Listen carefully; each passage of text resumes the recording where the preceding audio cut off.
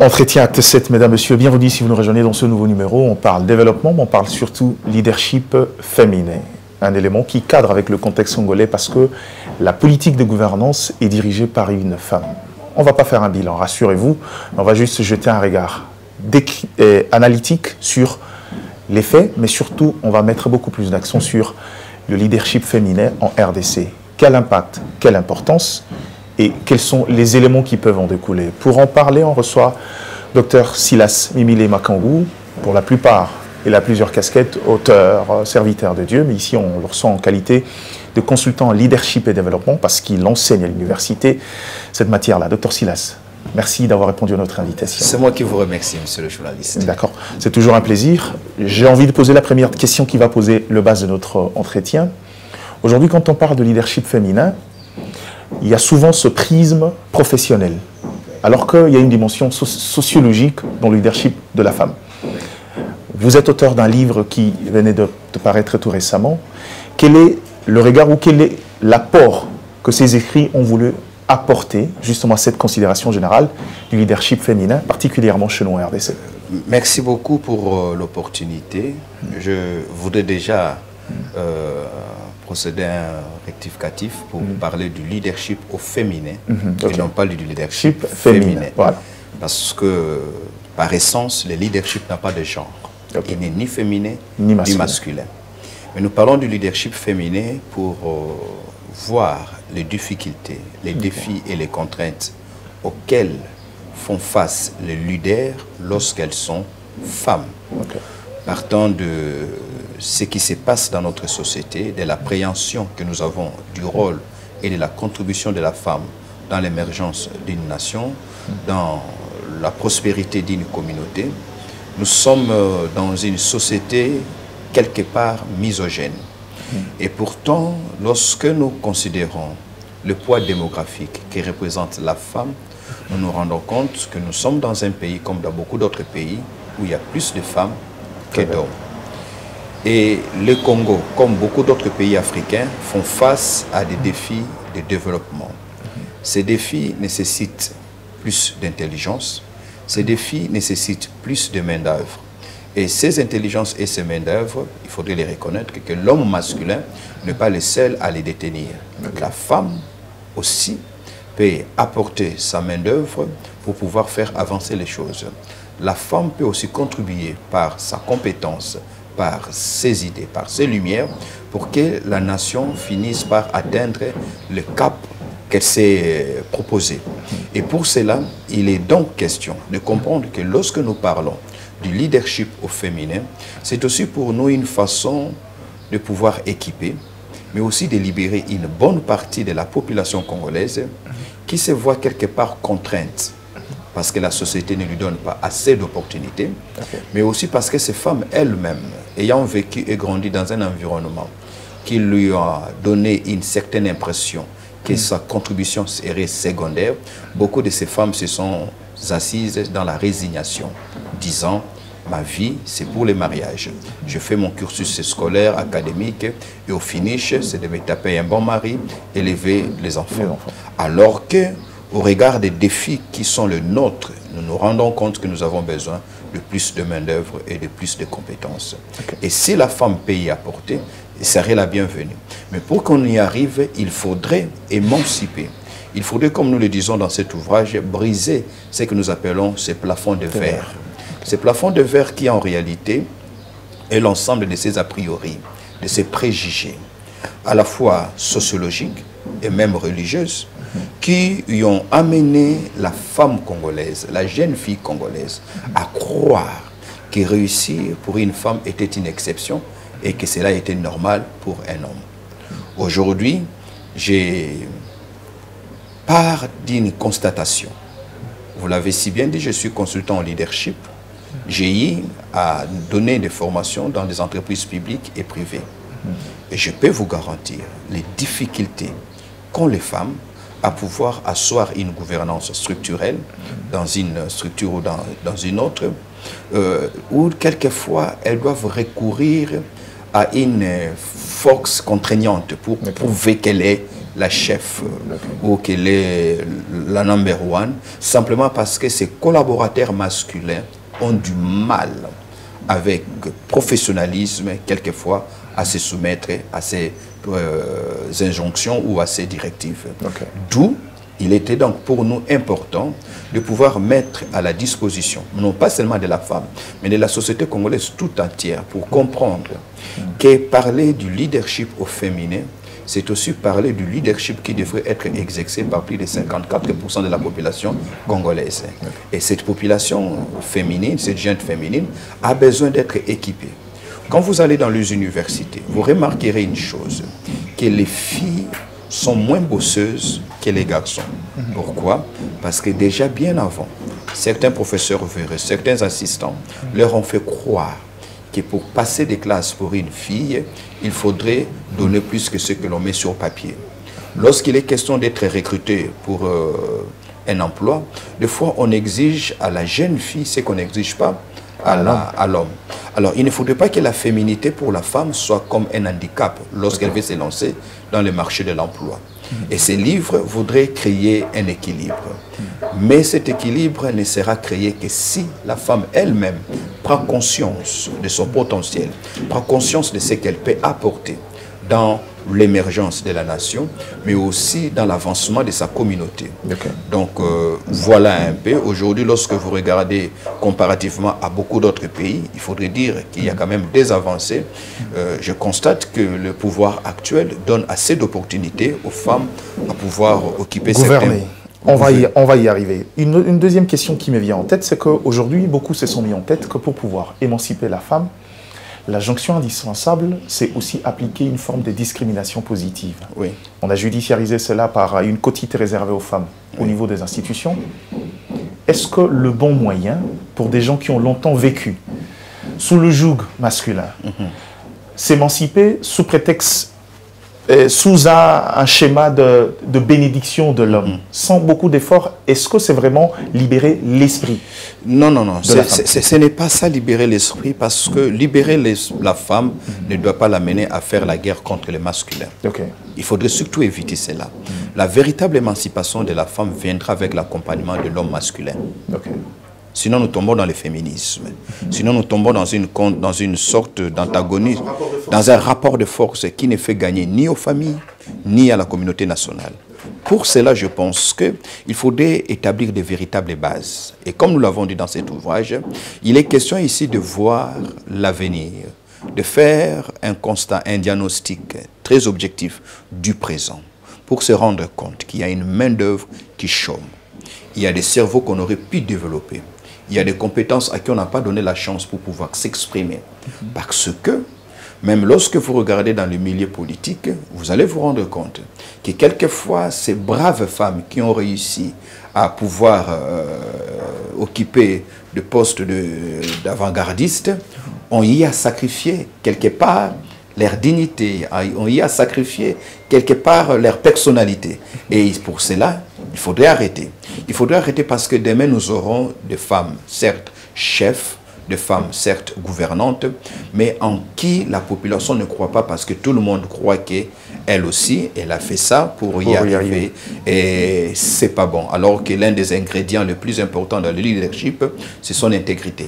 Voyez-vous, il faudrait que les gens vous croient, même quand vous vous taisez. Il faudrait que les gens vous croient, même quand vous n'avez encore rien fait. C'est un capital qu'il faudrait préserver. Alors, procéder par cette discrimination positive, je pense qu'il faudrait prendre les choses dans leur globalité. À part la loi, qu'est-ce que l'on fait d'autre? Une bonne question. Il faudrait rééduquer, pourquoi pas repenser notre société. Parce que la loi ne met pas fin. Déjà, la loi est la preuve qu'il y a une faiblesse du point de vue éducationnel, du point de vue sociétal, du point de vue de notre mindset. Et l'on ne peut pas corriger par la loi ce qui devrait normalement être corrigé par l'éducation. C'est-à-dire, la loi devait être le prolongement d'un processus éducationnel. Déjà en commençant par la famille, pour faire comprendre aux jeunes garçons et à la jeune fille que vous êtes né, personne n'a choisi de quel sexe il naîtra. avec quel sexe naîtra. Donner cette chance aux enfants au sein d'une même famille à comprendre qu'être une fille n'est pas un handicap, n'est pas le fait d'être un sous-homme ou encore un sous-enfant, si je peux me le permettre. Donc, et après cela, l'on pourrait peut-être penser à cette discrimination positive.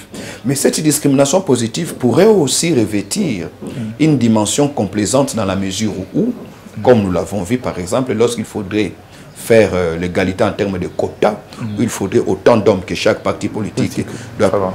Il se veut qu'il y a moins de femmes en politique, il y a plus d'hommes. Si un parti doit aligner 20 candidats et qu'on lui exige de placer 30% de femmes. 30% de femmes, il se pose que dans les 30% des femmes, déjà, les partis politiques, renseignez-vous, vous êtes journaliste, vous remarquerez que de moins en moins, et on est même en train de recourir à des nièces, à des neveux qui ne connaissent rien de la politique et rien du parti politique en question, juste parce qu'il faut atteindre les quotas. C'est pour cela que je dis, en amont, avant de procéder à une quelconque discrimination positive, il faudrait qu'en amont que l'on pense à l'éducation. À l'éducation. Exactement. Mais avant de contextualiser notre thématique, quel comportement faudra avoir? Puisqu'il vous parlez de la dimension culturelle, surtout sociologique, avec l'avènement du numérique, où la femme elle-même, sur l'espace numérique, est en train d'amplifier cette valeur, cette caricature qu'on a d'elle, juste c'est une beauté physique et autre. Est-ce que c'est des natures à aider les choses ou à ce moment-là, on fait une chose et son contraire? On veut s'émanciper, mais dans l'attitude, surtout sur l'espace numérique, la femme, de moins en moins, est devenue une valeur intelligente, une valeur sociétale assez considérable. Comment se comporter? Qu'est-ce qu'il faut faire pour briser ce choc qu'il ferait? Mais déjà, il faudrait remarquer que cette femme prouve qu'elle est victime de son ignorance.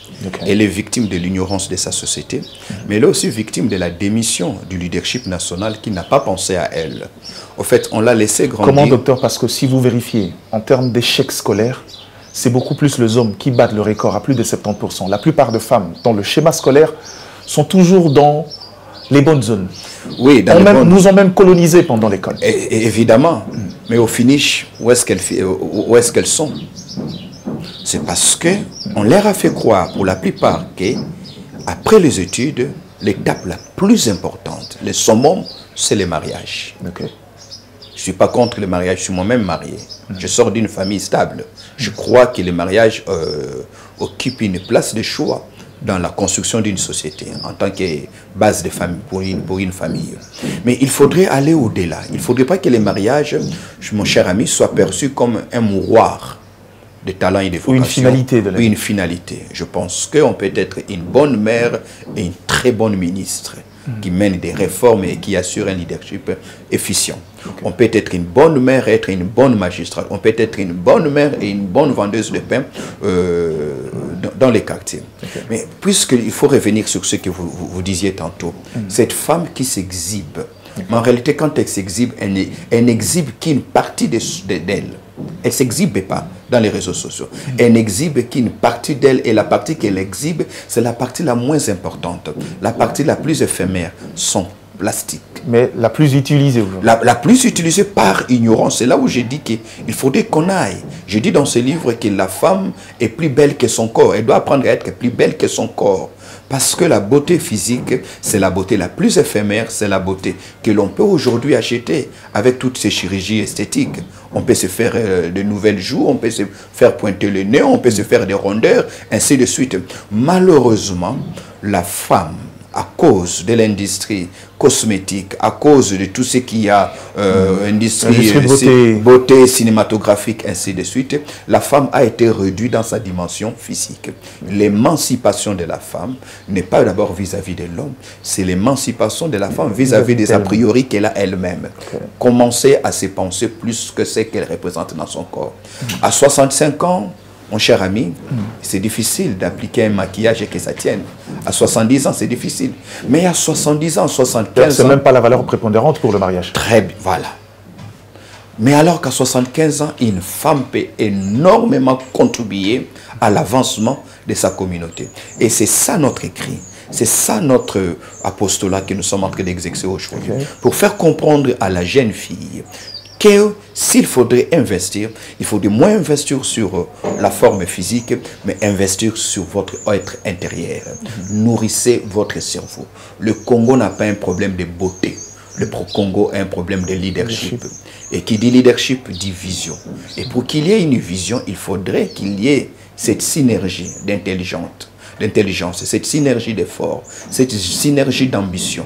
Et pour cela, la femme devrait réclamer sa place, non pas en exhibant ses jambes ou son corps, mais en exhibant son savoir-faire, en étalant une compétence qui soit compétitive et contributive à l'avancement de la société. Exactement. Alors, je voudrais qu'on passe sur la question suivante, mais en quelques lignes, si vous pouvez aujourd'hui.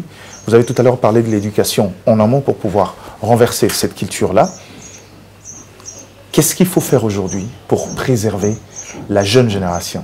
Nos filles, nos enfants qui sont encore à l'école primaire, secondaire, et aux humanités, c'est déjà des grandes filles qui peuvent s'orienter calmement. Je pense que la première des choses, c'est vraiment avoir de l'humilité pour reconnaître que nous sommes des hommes inachevés. C'est-à-dire nous sommes, nous tous qui avons 30 ans et au-delà, nous avons été mal ficelés, mal formatés. Il faudrait un travail de réformatage. D'où l'éducation devient la voie appropriée. L'éducation, et ici quand je parle de l'éducation, je ne me limite pas au système éducatif. Parce que lorsqu'il est question de l'éducation, il faut aussi considérer la dimension extrascolaire. Extrascolaire, l'instruction. L'instruction, le travail que vous êtes en train de faire dans le média, le travail que les acteurs culturels sont en train de faire, le travail que les pasteurs et les prêtres font dans leurs cathédrales, ils sont tous en train de construire. Parce qu'ici, il est question de construire l'homme congolais. Supposons quel type de femme pour la RDC à l'horizon 2050? Quels sont les défis que cette femme aura à rencontrer? Déjà, il faudrait dire que cette femme aura une autre vision du mariage que vous et moi avons aujourd'hui. Ces femmes-là auront une autre dimension, une autre vision de la politique, une autre vision du travail que nous sommes en train de faire aujourd'hui. Et nous revenons à aujourd'hui pour voir quels sont les moyens, quelle est la politique que nous mettons en place pour éduquer cette jeune fille d'aujourd'hui, pour qu'en 2050, que ce soit une femme capable de porter, tenir à bras le corps la destinée de sa communauté, la destinée des entreprises, la destinée de la nation. Ce qu'il faudrait faire aujourd'hui, c'est d'impliquer tous les acteurs éducationnels. Et les acteurs éducationnels, ce sont avant tout les parents. Ce sont avant tout les pasteurs et les prêtres. Ce sont avant tout les influenceurs. Ceux qui ont une certaine aura auprès de l'opinion publique. Vous savez, il y a quelques années, lorsque le président, à l'époque du président Houphouët-Boigny de la Côte d'Ivoire, il revenait, il y a eu un musicien qui est d'ailleurs aujourd'hui politicien, Alpha Blondy. Alpha Blondy, oui. Qui venait de faire une tournée euro-américaine. À son retour, il a été accueilli par la jeunesse ivoirienne. La jeunesse était tellement dans l'euphorie et le monsieur est habillé en pantalon jean qu'on appelait à l'époque, aujourd'hui on appelle ça quoi? Look à la folie, très bien. Voilà. Ça prouve que vous êtes de la vieille école. Donc, alors on appelait ça look à la folie. Aujourd'hui les jeunes gens appellent ça Katafumbo.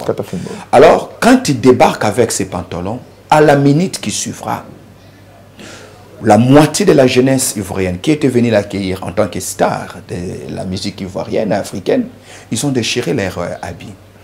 Et à l'époque, il y avait un conseiller français commis au cabinet du président Boigny, qui fera remarquer au président Houphouët-Boigny qu'il regarde, on peut avoir un ambassadeur. Il peut dire, lui, il peut dire et faire comprendre mieux que tous les gouvernements réunis ce dont la jeunesse a besoin. Et c'est comme ça qu'on va approcher Alpha Blondy.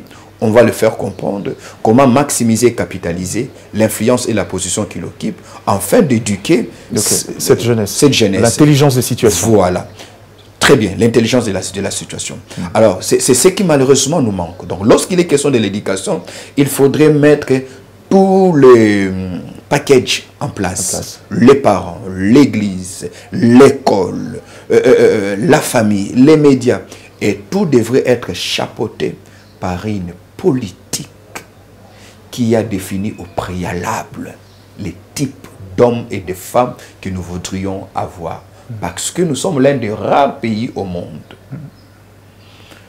qui fait des enfants, mais qui n'a aucun programme, aucun profil pour ses enfants. Vous et moi, nous sommes ce que nous sommes parce que nous nous battons pour survivre. Mais personne n'a pensé ce que nous devrions être aujourd'hui. Personne n'a pensé quel type d'hommes devront être en 2050 pour faire face aux défis du lendemain, pour faire face aux défis des États qui nous entourent. Et ainsi donc, cette éducation qui doit être l'industrie de la transformation de la fille congolaise à cette femme capable d'assumer son rôle en tant que mère, en tant qu'épouse, mais aussi en tant que leader, en tant que créatrice d'emploi. Parce qu'aujourd'hui, il n'est pas normal que la jeune fille soit autant chosifiée, autant harcelée, seulement parce qu'elle est en quête d'emploi. Une autre façon de créer la sécurité autour de la jeune fille qui est en quête de l'emploi, c'est de lui donner les moyens intellectuels, pourquoi pas matériels, de pouvoir créer l'emploi au lieu d'en chercher. Mais il se pose encore là un problème. C'est que le leadership au féminin fait face à des défis qui ne viennent pas seulement de la société ou de l'homme masculin, mais aussi de la femme elle-même. Vous savez, monsieur le journaliste, des fois, on constate malheureusement que c'est l'homme qui croit à la femme et non pas la femme qui croit à la femme. Vrai. Voyez-vous? Pourquoi? Parce que dans notre subconscient, dans notre imaginaire collectif, de la femme en particulier, moi ça tombe à Bokate. Et quand on vous parle aujourd'hui de femmes leaders, j'ai eu à participer dans certains forums de femmes leaders, j'ai eu à échanger avec elles, vous remarquerez que 70% de ces femmes qui se disent leaders ne sont que dans le domaine politique. Alors que le leadership ici est question d'un leadership collectif. Un leadership qui soit holistique, qui tienne compte de tous les autres aspects. On n'est pas femme leader parce qu'on a été ministre ou épouse d'un général. On n'est pas une femme leader parce qu'on a été député. On peut être député sans être une femme leader. On peut être une femme leader au milieu des femmes maraîchères, porteuses d'une vision qui amène vos consoeurs femmes maraîchères à partir de la précarité vers un projet agro-pastoral plus rentable, plus stable, qui vous redonne la dignité, mais aussi assure à votre progéniture un lendemain meilleur. Donc, essayez de temps en temps de détacher la notion du leadership au domaine politique. Voyez-vous, il y a des femmes, Marie Curie n'a pas été une femme politique. Voyez-vous, la mère Teresa n'a pas été une femme politique. Être une femme, le leadership au féminin n'est pas le leadership mené par les femmes, devant les femmes simplement. C'est aussi ce leadership mené par des braves femmes, porteuses de vision noble à impact collectif, pour le bien, pas seulement de la femme, mais le bien de la communauté tout entière. Voilà. Je vous recommande donc ces livres. Leadership au féminin. Si vous ne voulez pas le faire en tant que chéri, faites-le en tant que père pour vos filles. Si vous ne voulez pas le faire comme père pour vos filles, faites-le comme en tant que mari pour votre femme. Voilà. Ou encore à la limite, comme fils pour votre mère. Oui. En tout cas, puisque vous parlez de ça, vous me permettez une anecdote. J'ai aussi écrit ce livre parce qu'un jour, ma fille avait 10 ans, ma deuxième fille. Elle est revenue de l'école toute anxieuse. Elle m'a posé une question, elle m'a attendu jusque tard. Je suis rentré à la maison et elle m'a dit, je ne dormais pas, je t'attendais, je voulais te poser une des questions. Alors naturellement, elle n'a pas sa langue dans la poche. Hein. Elle est directe. Assise, elle est assise. C'est elle qui dit, Daddy, demain on va parler, tu permets, à 10 h on va parler. Alors... déjà le germe du leadership. Alors elle m'a dit, mais Daddy, tu voyages, tu fais des conférences sur le leadership. Dis-moi, aujourd'hui il s'est passé quelque chose à l'école. On devait choisir un chef de classe et son adjoint. Deux de mes amis ont levé la main. Bon, moi, je n'en veux pas. Mais quand je regardais, je me suis rendu compte que ces deux amis étaient les plus grands dérangeurs de la classe. J'ai incité les autres à lever la main à leur place. Personne. Alors, quand je lève ma main, tout le monde se tourne contre moi en disant non, et ce sont des garçons, faut pas compétir avec les garçons, c'est pas bon, toi tu es une femme. En plus, mais elle a pris ça au sérieux. Elle a eu peur. Elle a eu peur que toute sa vie, qu'elle aille à l'école, qu'elle finisse les études, qu'elle soit ce que je lui ai souvent dit d'être dans la vie, et qu'au finish, qu'elle puisse céder, abdiquer face aux hommes. Face aux hommes. Alors, je me suis dit, je ne vais pas seulement lui répondre à elle, mais je voudrais, puisque la question, elle est quand même pertinente, et je vois ça dans les entreprises publiques et privées où je pars, facilement l'on dira Maman DG. Maman DG. Maman DG. Pourtant, elle est simplement DG. Elle est simplement DG, très bien. Mais on ne dit pas Papa DG. Voyez-vous, Maman Judith. Ah, quand on parle de Maman Judith. Pourquoi pas Papa Sam Mukoko Sam ou Papa Sam Alukoni? Jamais. On dit Maman. Au fait, c'est parce que... Est-ce que ce n'est pas affectif? Justement, on croyait que c'était affectif, mais je peux vous garantir que ça n'a rien... c'est juste pour marquer c'est juste pour marquer. Au fait, on a du mal à voir en cette personne, femme, le chef, la première ministre, la présidente de la République, la DG, on a du mal à se détacher. C'est comme pour vos collaborateurs, comme pour vous dire que Osaka Kamwasi.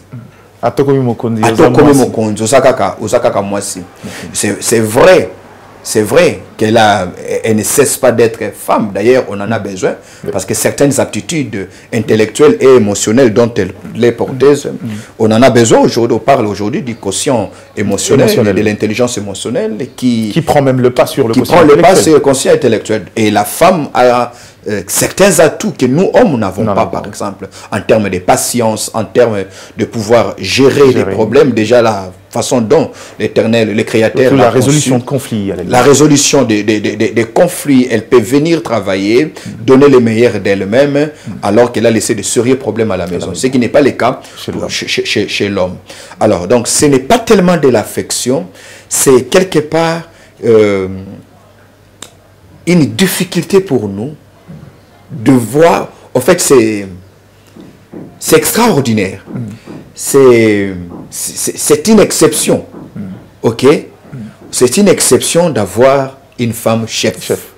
Et comme c'est alors que chez l'homme, on croit que c'est normal. C'est normal, c'est naturel. C'est naturel. Voilà pourquoi on dit Maman Judith et non jamais Papa Mukoko, Papa Matata. Bon, papa... Nous, on pensait que c'était de l'affection, mais malheureusement, si ça doit prendre ce sens péjoratif, il faudra arrêter. Il faut appeler la première ministre. Il faut enlever le genre. Oui. Premier ministre. Je discutais avec une dame qui est pasteur. Elle me dit, docteur, vous avez raison, parce que dans ma communauté, elle est de Sebeko. Elle dit, dans ma communauté, on est à 15 pasteurs. Lorsqu'on a une réunion, on dit, pasteur tel va parler, pasteur tel va parler. Quand c'est son tour, on dit, maman Annie va parler. Elle dit, mais pourquoi je ne refuse pas que je suis maman? Mais c'est pas, je suis Dites pasteur Annie. Dites pasteur Annie. Alors, puisqu'on parle de femmes, on en a dans le contexte congolais qui pilote la politique du gouvernement actuellement. On parle de Madame Judith Soumina. Je refuse de dire Maman Judith, parce que la leçon est entrée. Maintenant, la question c'est, Dr Silas, c'est vrai que vous mettez en exergue le leadership féminin. Aujourd'hui, il y a des exemples. C'est vrai qu'il ne faut pas rester sur le terrain politique, mais ici, c'est quand même assez important pour quelqu'un qui arrive à ces niveaux-là. Quand vous regardez, pour un poste qui, depuis toujours, est entre l'enclume et le marteau, subissant les influences politiques qui dérangent aux politiques de développement. Quand vous regardez aujourd'hui l'apport d'une femme pour une première fois, est-ce que vous êtes satisfait au fond de vous, ou vous dites « Ah, il y a encore beaucoup de choses à faire ». Sincèrement, je dirais qu'il y a encore beaucoup de choses à faire. Mais d'abord, il faudra apprécier le fait qu'elle soit là, cette brave femme pour qui j'ai beaucoup d'admiration. D'ailleurs, ce n'est pas sa toute première fonction. Elle a été ministre. Voilà, donc elle a été dans des cabinets ministériels. Elle a été conseillée plusieurs fois. Voilà, plusieurs. Donc, elle connaît un peu les rouages. Mais le défi est celui-ci. J'aurais souhaité qu'elle soit 3e femme, première ministre, 4e femme. Ça aurait été plus facile pour elle. Elle ne serait jugée que en tant que première ministre. Mais le malheur pour elle, c'est d'être la toute première femme. Donc, les standards est haut. Le défi est énorme. Elle devra réussir en tant que chef de gouvernement, mais elle devra aussi réussir en tant que pionnière pour une fonction qui n'a jamais été assumée par une femme. Au risque de faire subir une conséquence lourde sur la suite. En disant qu'est-ce que ça donnait. Voilà. Vous voyez, on avait raison. Qu'est-ce qu'elle a fait? Elle n'a rien fait. Donc prochainement, il ne faut plus nous embêter. On pourrait même dire au président, bon, qu'est-ce que ça a donné comme résultat? Il n'y a rien. Donc revenons à la tradition. Mais il faudrait aussi l'accompagner. L'accompagner dans le sens où l'on comprend qu'elle a un double défi. Défi politique, mais défi culturel aussi. Politique en tant que chef de gouvernement, culturel en tant que première femme à être première ministre.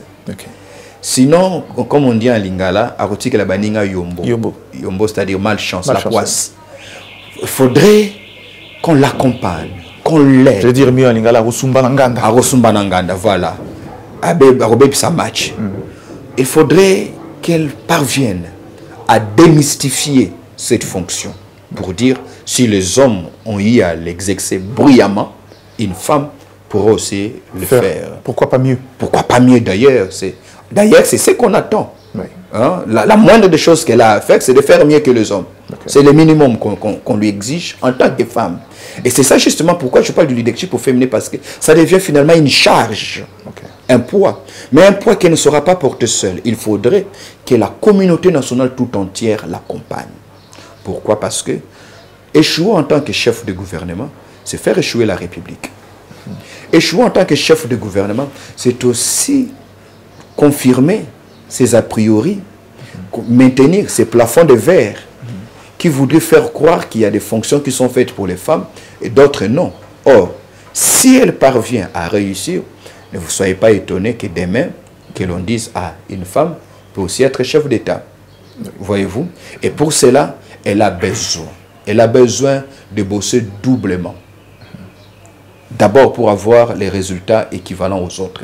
Elle doit vraiment mettre en place une machine politique et politicienne. Parce que les difficultés qu'elle rencontrera sont d'abord d'ordre politicien. Positionnement, ainsi de suite. Parrainage à gauche, à droite, les bâtons dans les roues, consorts. Et pour ça, il faudrait qu'elle cesse d'être la bonne femme, qu'elle devienne elle aussi un animal politique. Un animal politique qui est frais aux prédateurs et qui, s'il faudrait aussi, qu'elle puisse se broyer. Capable de recevoir des coups, mais surtout d'en donner aussi. D'en donner aussi. Pourquoi? Parce qu'elle est sur deux piédestals, politique et culturel. Et tous les deux, nous en avons besoin. Parce que nous sommes pères des filles. Nous sommes dans une société que nous voulons épanouir, une société que nous voulons prospère. Or, pour que cette société prospère, l'on voudrait la voir à la Marguerite Thatcher, l'on voudrait la voir à Golden Mayer, on voudrait la voir. En fait, elle a tous les atouts, les ressources intellectuelles, et les a. La question que je me pose, c'est sur le plan politique. Et là, il me semble, sans vouloir lui faire un bilan qui serait très précoce, il me semble qu'elle est restée très bureaucrate. Il me semble qu'elle est restée très bureaucrate. Je pense qu'elle a besoin de beaucoup communiquer et quand elle doit communiquer, qu'elle le fasse efficacement. Merci beaucoup. Alors, puisqu'on en parle, en tant que femme, généralement, les femmes ont tendance à être dans les perspectives. Pour une première fois, on a balancé, on s'est dit, écoute, pour un État avec autant de défis comme la RDC, il faut aller sur base d'un budget programme établi sur un quinquennat. C'est ce qu'elle a fait. Elle a réussi à le faire avec des budgets qui continuent à augmenter. Mais vous venez d'évoquer des éléments essentiels liés au développement sans rester simplement sur les agrégats économiques. Quand vous regardez l'organisation de l'État, quand vous regardez ces budgets, Condé-Chante qui a connu une hausse de 21%, ok, est-ce que vous avez l'impression qu'on a pris à la mesure de choses et on a intégré les vraies questions? Par exemple, l'investissement sur la jeune fille en matière d'éducation et sur la culture. Est-ce que vous avez l'impression que ces budgets prennent en compte, ces budgets est intégral dans les défis qui sont le nôtre? Bon, en tout cas, honnêteté intellectuelle oblige. Je pense qu'il y a encore beaucoup de choses à refaire et à revoir. Lorsqu'on regarde les budgets, contrairement aux budgets antérieurs, on peut constater cette bonne foi, cette volonté de pouvoir avancer. Mais la bonne foi ou la bonne volonté ne suffit pas pour justifier les choses. Il faudrait aussi faire les choses proportionnellement aux défis auxquels nous faisons face. Et pourtant, nous nous rendons compte que nous augmentons un budget, mais les défis sont de loin plus élevés que ceux que nous disposons comme moyens. Et de deux, le dispatching de ces budgets, on ne cessera de le dire, qu'une très bonne partie est engloutie dans le fonctionnement des institutions. Déjà, il faudrait y penser en amont. Sinon, on va dire les mêmes choses, proposer les mêmes thérapies et avoir les mêmes résultats. C'est de cette manière que Albert Einstein définit la folie. Faire les choses de la même manière, s'attendre à des résultats différents. C'est la définition la plus simpliste de la folie. Et pour cela, il faudrait aussi que l'on se pose la question, comment allons-nous utiliser ce budget pour le secteur, par exemple, de l'éducation? Quels sont les premiers besoins de l'éducation?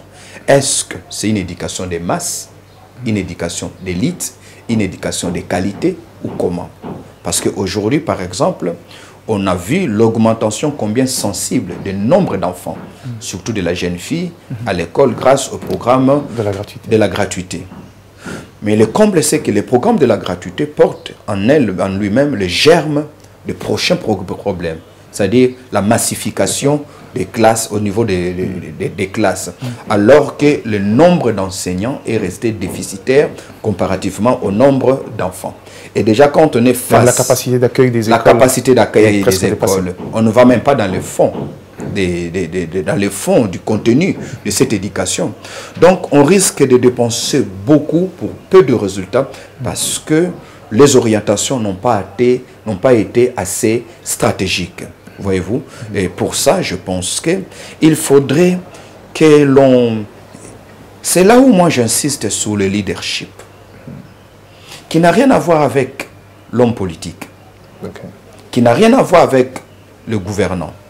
Parce que la magie du leadership, c'est de penser les générations futures, c'est de penser la succession, c'est de penser le long terme. La magie du leadership, c'est d'affronter l'impopularité, c'est d'affronter les injures. Ne pas toujours donner aux gens ce qu'ils demandent, mais leur plutôt donner ce dont ils ont besoin.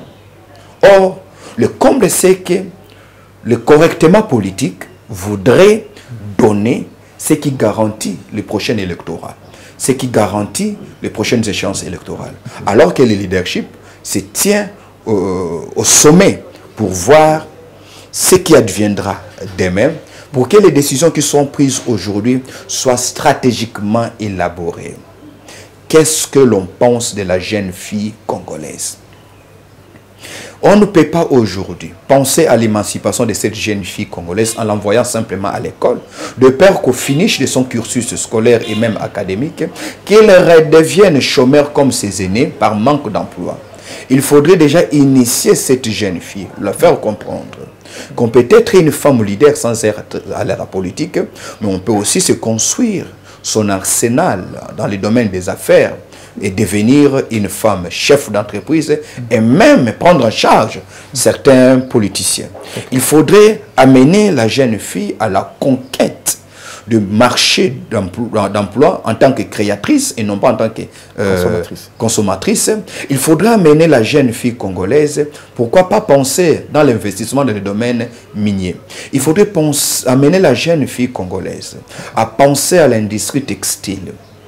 Voyez-vous? Et tout cela nécessite à ce que si nous pensons réellement que l'école est la voie appropriée pour la transformation de la fille congolaise, il faudrait alors retoucher le contenu de cette école, la tropicaliser. Parce que cette école, nous l'avons gardée dans le format du colonisateur, où l'on crée des exécutants, où l'on crée des demandeurs d'emploi et non pas des créateurs d'emploi. Alors que le chef de l'État parle de la création de 6 millions, je crois que c'est 6 millions d'emplois. On ne peut pas y arriver sans une culture entrepreneuriale. Impossible. Impossible. Alors, on est à la fin, Dr Silas, mais j'ai envie de poser une question qui pourra à la limite résumer un peu votre pensée dans le fond. Pas économiquement, pas politiquement. Oui. S'il faut que vous nous citez, c'est vrai que le Congo est un État en chantier. Oui. Quel est le plus grand défi du développement de ce pays? C'est l'homme congolais. il n'est pas adapté aux défis des pays. Il n'est même pas adapté à la vocation géostratégique de ces pays. C'est-à-dire, l'homme congolais n'est pas l'homme que le Congo devrait avoir. Mais puisque le Congo n'a que cet homme-là, alors il fait avec. Il faut faire avec. Faire avec, pas dans le sens de la résilience, de la résignation, voulais-je dire, mais plutôt passer par la résilience dans la transformation de cet homme congolais pour en faire un homme achevé, spirituellement, moralement, intellectuellement, physiquement. C'est-à-dire que ce soit cet homme qui comprend que je suis le plus grand blocage. Tout le reste que nous évoquons dans nos discours politiques et scientifiques, ainsi de suite, ne sont que des blocages secondaires. Le premier blocage, c'est l'homme congolais, qui n'a jamais été pensé. On l'a gardé à l'état d'esclave d'hier. On l'a gardé à l'état du colonisé d'hier. On l'a gardé à l'état de la victime de la dictature d'hier. Et on veut changer les choses avec cet homme-là. Ce n'est pas possible. Il faut un renouvellement de l'intelligence. Il faut un changement de mentalité. Combien de temps ça nous prendra? Combien de temps ça nous prendra? Peu importe combien de temps ça nous prendra, mais il faudrait le faire. Il faudrait le faire pour prouver à nos enfants au moins. Nous avions commencé quelque chose que vous avez l'obligation d'achever. Nous avons hérité des problèmes. Et vous savez, la génération la plus ingrate, c'est celle qui consomme plus et qui fait moins que les générations passées. Et nous sommes cette génération. Nous avons le plus gros budget, nous avons les plus belles infrastructures qu'hier, mais nous sommes aussi la génération qui est en train de constater le périssement, la mort de la République, de la société congolaise entre ses mains, et nous ne les constatons pas parce que nous sommes dans la jouissance, nous sommes dans la prière, nous sommes dans les évocations presque stériles. Il faut changer l'homme congolais. Et ça, c'est un chantier qui ne nécessite pas que l'on soit de quel bord politique, majorité ou opposition. Non, non. C'est là où nous avons besoin d'un leadership clairvoyant qui rassemble. Docteur Silas Mbilé, c'était un plaisir. Merci beaucoup. C'est moi qui vous remercie. Merci également à vous d'avoir suivi cet entretien Acte 7. On reviendra certainement pour un prochain numéro avec d'autres sujets de questions de développement. J'espère que vous avez été suffisamment éclairés. Sinon, à chaque fois qu'on aura besoin, on reviendra avec plaisir. Au revoir, merci à la grande équipe qui m'a accompagné dans cette production. Merci surtout à l'équipe de programme dirigée par Jean Blaise. On se retrouvera très vite. Excellente journée à vous et au revoir.